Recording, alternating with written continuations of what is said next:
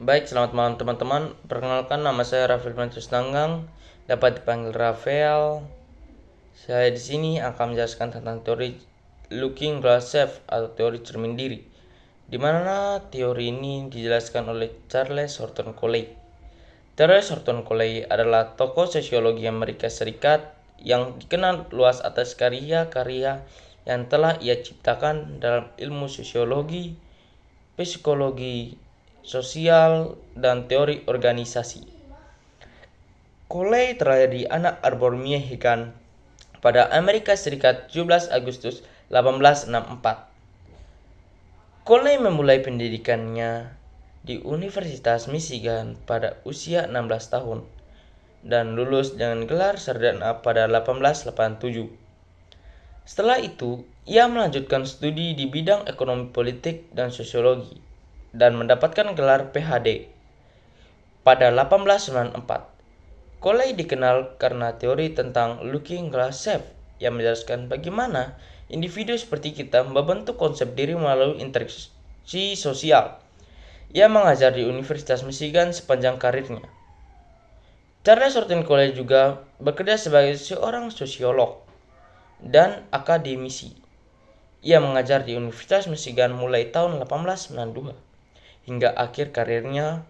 Selain itu juga, Coley juga dikenal sebagai penulis dan pemikir di bidang sosiologi dengan karya-karyanya yang berfokus tentang konsep-konsep seperti Looking Glass Self dan interaksi sosial. Karya yang paling dikenal yaitu adalah Human Nature and the Social Order pada 1902. Di sini Coley mengupakan tentang teori Looking Glass Self yang menjelaskan bagaimana individu seperti kita membentuk konsep diri melalui interaksi sosial dan pandangan orang lain di sekitar kita. Teori Looking Glass Self yang dikemukakan oleh Charles Horton Coley pada awal abad ke-20 menawarkan pemahaman revolusioner tentang bagaimana identitas diri individu tidak lahir dalam isolasi, melainkan dibentuk melalui interaksi sosial. Jadi intinya, kita melihat diri kita sebagaimana kita percaya orang lain melihat kita, dan interpretasi kita terhadap pandangan orang lain inilah yang membentuk konsep diri kita. Kata Charles Horton Coley, proses pembentukan diri ini melalui cermin, di mana cermin ini dibagi dalam 3 tahap. Tahap pertama adalah pembayangan diri dalam pandangan orang lain. Langkah pertama ini adalah membayangkan bagaimana kita tampak bagi orang lain. Ini bukan sekedar melihat diri secara fisik saja, tetapi lebih kepada menginternalisasi perspektif orang lain terhadap diri kita. Misalnya, seorang anak membayangkan bagaimana ibunya melihat ketika ia berbagi mainan kepada teman-teman yang ingin meminjam mainannya itu. Tahap kedua, membayangkan penilaian atas penampilan itu. Setelah membayangkan bagaimana kita tampak, kita selanjutnya membayangkan penilaian yang memungkinkan diberikan orang lain terhadap penampilan tersebut. Apakah mereka melihat kita sebagai baik, buruk, pintar, bodoh, menarik, atau tidak menarik? Anak yang berbagi mainan mungkin membayangkan ibunya melihat sebagai anak yang baik dan murah hati. Bisa jadi tidak, karena kita memiliki bayang-bayang atau tidak selamanya memiliki prinsip yang sama. Ibunya membayangkan anaknya memiliki hati yang baik dan murah hati itu karena sudah mengenal dekat anaknya. Apakah orang lain berpikir anaknya baik hati? Belum tahu juga. Oke, tahap keduanya sudah selesai. Kemudian tahap ketiganya adalah perasaan diri. Tahap terakhir ini, penilaian yang kita bayangkan dari orang lain memicu emosi dan perasaan tentang diri kita sendiri. Jadi, kita membayangkan penilaian positif kita memungkinkan merasa bangga atau percaya diri. Jika kita membayangkan penilaian negatif, kita mungkin merasa malu, rendah diri, atau cemas. Perasaan inilah yang secara signifikan membentuk konsep diri kita nanti. Anak yang membayangkan ibunya senang karena ia berbagi mainan akan mengembangkan perasaan positif tentang dirinya sebagai orang yang baik.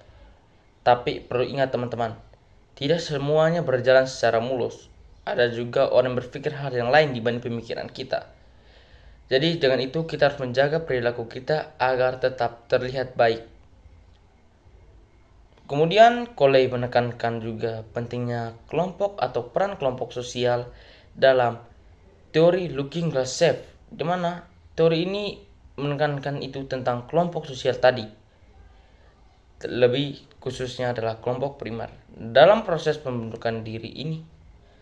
Jadi dalam kelompok primer itu merupakan kelompok kecil yang ditandai dengan hubungan yang intim, tatap muka, dan kooperatif.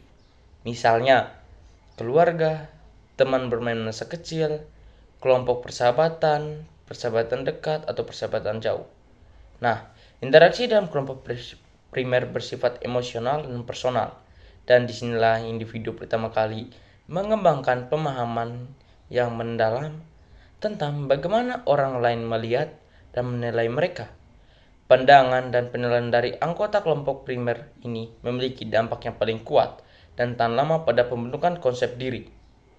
Kemudian, butuhnya peran kelompok sekunder. Kelompok sekunder inilah yang lebih besar, lebih impersonal, dan seringkali berorientasi pada tujuan tertentu. Nah, contoh ini adalah seperti misalnya sekolah, tempat kerja, organisasi.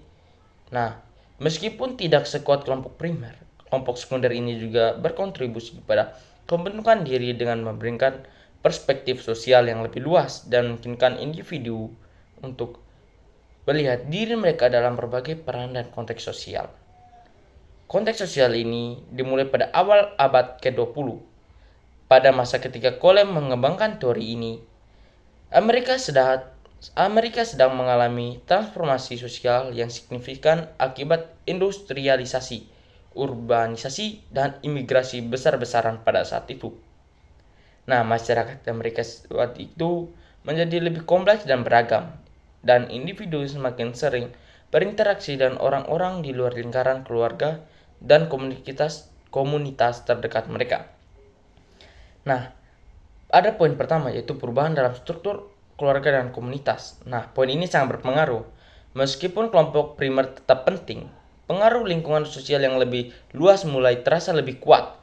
Anak-anak menghabiskan lebih banyak waktu di sekolah, dan orang dewasa berinteraksi dengan berbagai orang di tempat kerja dan di lingkungan perkotaan yang berkembang pesat. Nah, yang kedua adalah dampaknya adalah munculnya kesadaran akan opini publik. Nah, ini yang sangat berbahaya teman-teman.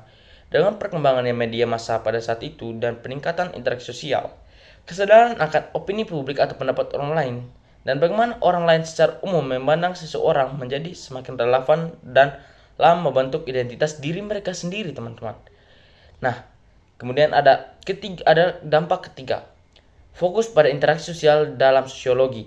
Nah, teori Coley muncul sebagai bagian dari gerakan dalam sosiologi ini, teman-teman, yang menekankan tentang pentingnya interaksi sosial dalam membentuk individu dan masyarakat.